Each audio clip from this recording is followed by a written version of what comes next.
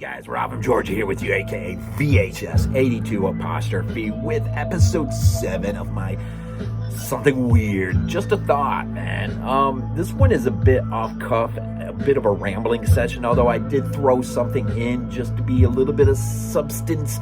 But I was thinking about just rambling for a few minutes, and I thought I would give you something you kind of know a little bit more about me, and I did want to share the places to be absolutely sure where you can find me, at least at the moment, and some of the things that I've done or continue to do. But you know, I love Italian cinema. I love cinema, as Fulci says. I can just eat it up, man. But I do have 5 films that I consider the 5 greatest films ever. They have helped define me as a person from my earliest childhood up to the present moment. They continue to have an impact on me. Turn this down a little bit, little Fulci, City of the Living Dead going on there. So I'm going to include that idea. But first, let me just mention, not even sure what I'm going to call this little rant, but so where can you see me? Where can you find me? Some of you probably know. BodyBags is a big thing. Let's see, I just today is Sunday. Okay, for me it's Sunday. When you see this, it may be tonight. It still may be Sunday. But generally speaking, most of my stuff drops on Wednesday. And so when you see me on Wednesday, you're really seeing me on Sunday. That's generally how I do it. So BodyBags is a big thing. And this week just happens to be week 500.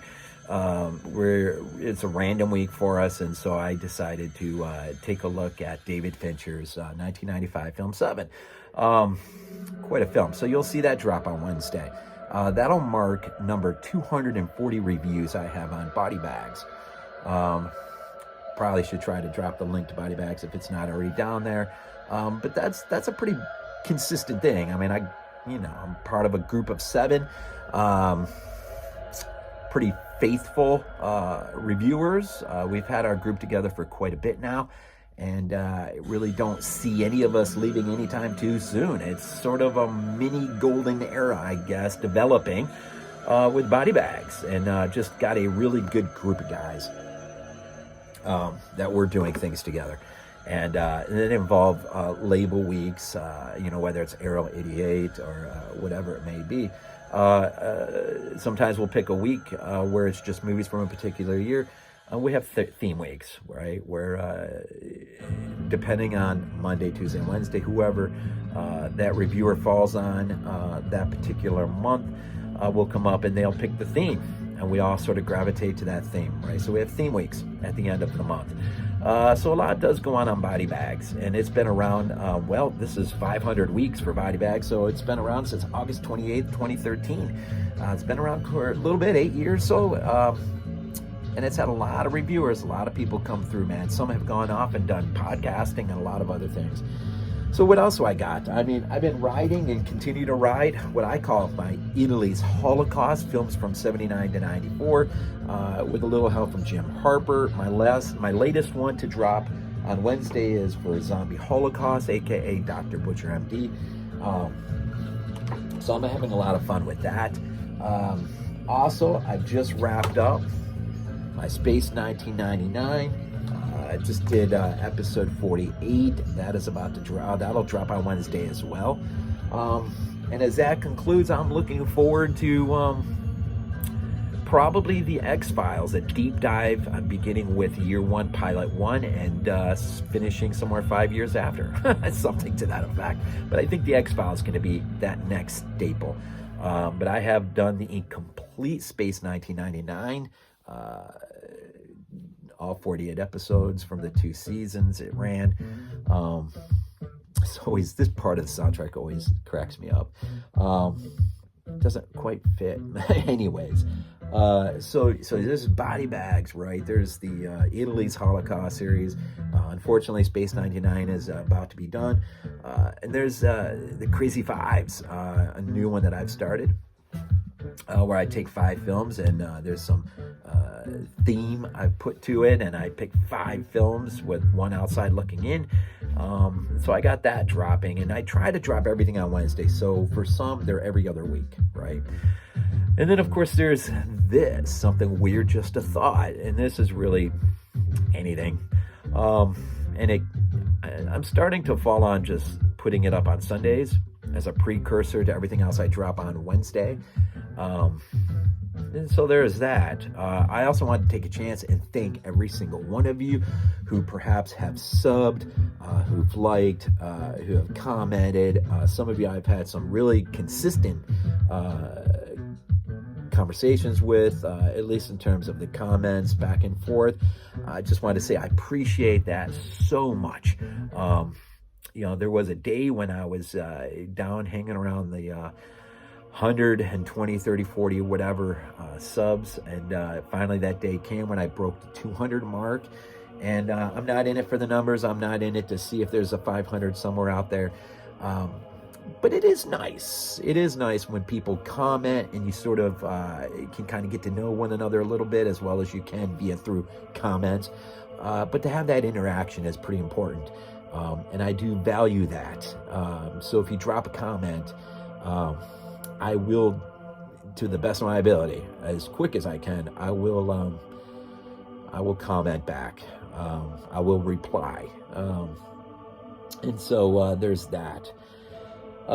Before I go into my 5 greatest ever, also you should know I do have a top 100 that I've also done via video, but I've also done via Letterboxd. So the top 100 horror films I consider the best of all time. Now that is in accordance with my collection. I don't include it if I don't have it. It's just what I do.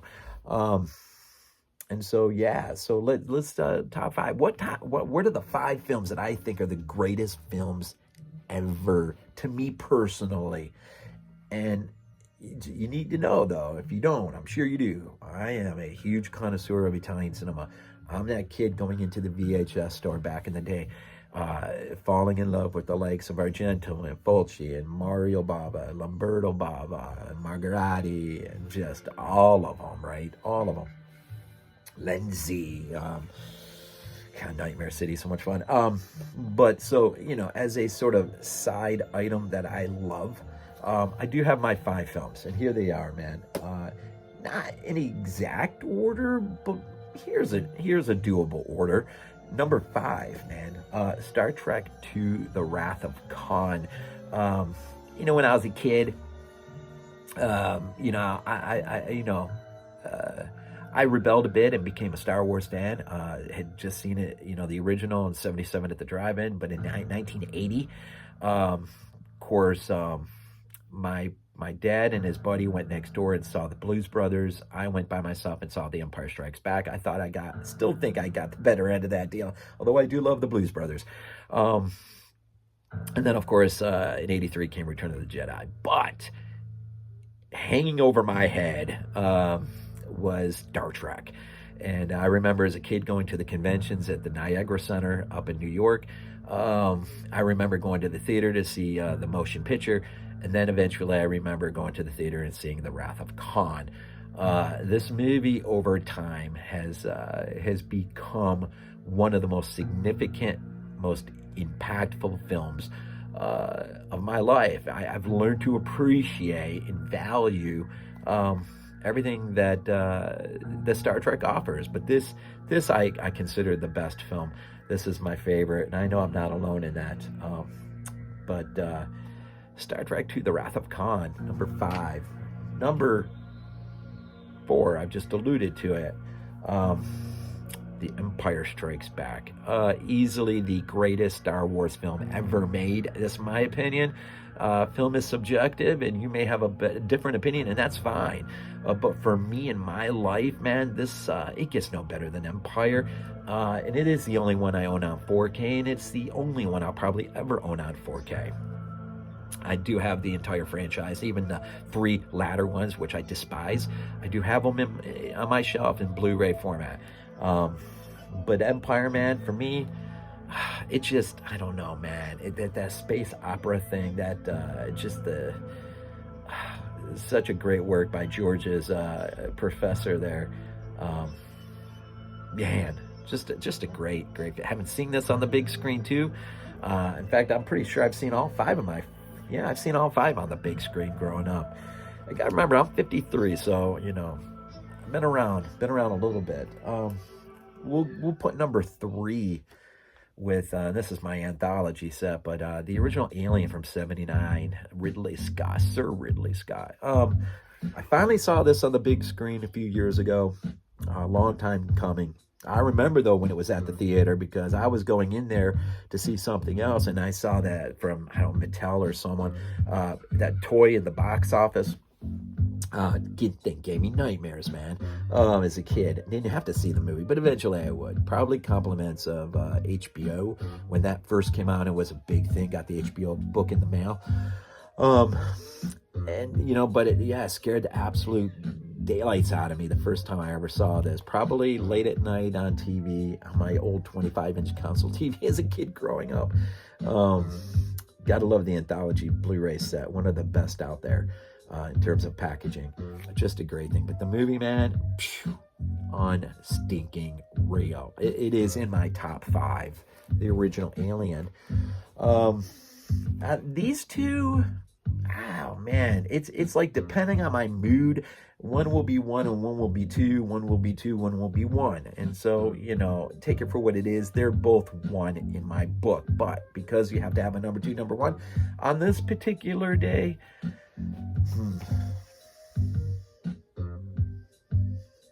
see, here I go. We'll just run with this. Number 2, and on most days number 1, but number 2 today, John Carpenter's 1982 The Thing. Saw this on the big screen finally. Great story with that. I went to see this when I was a kid, when I was 12. Me and my buddy lied to our parents about what we wanted to see. Said we were going to go see Firefox, but ultimately in the end, my buddy cowered out when we were standing there looking at the theatrical poster, and I was about as furious as I could have ever been. So instead of seeing The Thing, we went next door. We saw Firefox. Now, I appreciate it for what it is today, of course. But back then, that is not what I wanted to see. What I wanted to see was this. Now, eventually, I did get to see this on the big screen. And it was amazing. I've seen this movie probably more than I've seen any other movie ever. Just an incredible piece of film. Perhaps the best big studio effort by John Carpenter. I think this is the perfect storm where everything just happened right for him. And what could you say about Rob Bottin and his coming of age with this film? You get a little bit of Stan Winston in this movie, but the set location, and just everything that got poured into this, man. And the ensemble cast, Kurt Russell, it's just, come on, man. It's one of the greatest ever. And so the one that will be number 1 today, the movie that has really, I saw this when I was 5 years old, probably shouldn't have seen it at 5, in the movie theater, saw it in the movie theater, and it kept me fearful of the oceans ever since. But in a weird play, it did cause me a part of my life to want to be a marine biologist. That sort of gave way to other things eventually. But man, there's no escaping this, man. This was the mother of monster movies for me growing up as a kid, man. And then, of course, you had the whole play, Monday night at the movies, Sunday night at the movies. When this started airing annually on TV, the whole family got in the living room, popcorn and everything else. Caught this on the rebound, too, or rebound. This came out a month or two before part 2 came out to the theater. So I caught this with a buddy before we eventually saw part 2 in the movie theater. I'm a big fan of the franchise, man. The only one I'm sorry, Will, if you're watching, the only one I sort of despise is part 4. But the one I find the most entertaining, though, is part 3. Go figure. If I just want to throw on Jaws for fun, I'll put on part 3. But if I'm in the mood for Jaws, obviously, it's the only one to put on. And the 4K is out of this stinking world. I agree with Spielberg. It probably does look better today than it did on the on the screen back in '75. A lot of continuity issues dealt with. Just the cleaning process of the film. The 4K is just amazing. And that, going back, I mean, the 4K look on the thing is quite amazing too. Not everyone's got this right. Screen Factory did not have the greatest transfer ultimately in the end of this. Arrow wasn't bad. Universal always seems like Universal's had the best though. And that's probably the way it ought to be. It's their film, right? But the 4K is absolutely outstanding. The 4K, I do have this. I just wanted to hold on to my anthology. I do have the 4K on this as well, and it does look pretty outstanding. Although it's hard to compete with, I think Prometheus, of all the aliens, might look the best. I don't know. That movie is insane how good it looks. Empire looks freaking out of this world as well. Looks freaking great. It looks really great. And then aside from the menu screen, Star Trek 2 looks really great too. The menu screen is a lot to be desired there, but and I've just got a thing for mini screens. I mean, I'm your kid who loves and continues to love looking at movie posters. Though I'm not quite into trailers as I was before, I do have a kind of a thing for menu screens. And this one, a lot to be desired, but ultimately the transfer is great and it looks really great. So there you go, a little bit about me, my top 5. Wasn't sure how really I planned this. I'm not sure what else to say other than yeah, I love this score. Frizzy's so freaking awesome.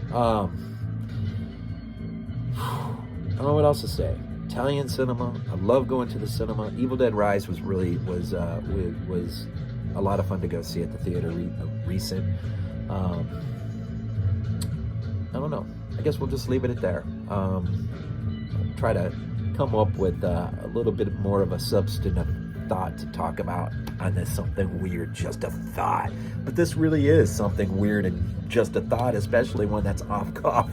I didn't think about until today. So, but most appreciative of you guys who support me day in, day out, week by week, whatever, however you look at it. And I really do appreciate it. So thank you. Thank you. If I don't say it enough, I think it a lot. Thank you. As always, man, we end these things off with Go Bills.